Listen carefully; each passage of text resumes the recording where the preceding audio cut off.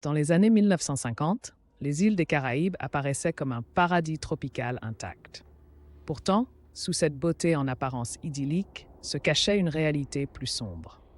Les enfants de ces îles, joyeux et insouciants en surface, allaient devenir les victimes silencieuses d'expérimentations politiques méconnues du grand public. Cette scène plante le décor d'une histoire qui va révéler comment l'innocence a été sacrifiée sur l'autel des idéologies.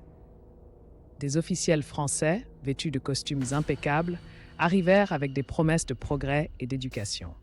Ils parlèrent de modernisation et d'intégration à la civilisation. Les familles locales, impressionnées par ces hommes puissants et leurs belles paroles, leur firent confiance.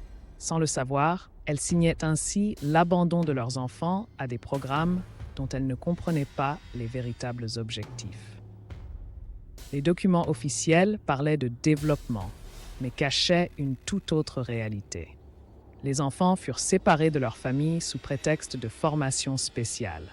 En réalité, ils subirent des tests psychologiques invasifs, des tentatives d'endoctrinement politique et furent traités comme de simples objets d'étude. Des documents récemment déclassifiés montrent que ces expériences visaient à étudier l'adaptabilité des races non européennes aux valeurs françaises. Les enfants les plus récalcitrants furent soumis à des traitements particulièrement cruels, laissant des traumatismes profonds. Aujourd'hui, les survivants de ces expériences, maintenant âgés, racontent leur calvaire. Beaucoup souffrent encore de troubles psychologiques sévères. Les communautés caribéennes portent les stigmates de cette trahison. Méfiance envers l'autorité, rupture familiale irréparable et une identité culturelle fracturée.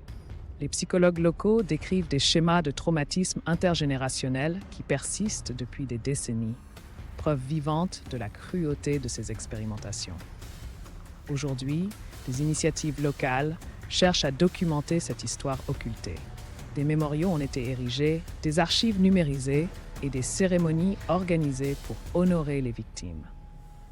Pourtant, la France n'a toujours pas reconnu officiellement ces crimes. Cette scène finale montre à la fois la résilience des communautés caribéennes et le long chemin restant à parcourir pour la vérité et la justice. L'eau turquoise qui entoure les îles porte désormais les larmes du souvenir.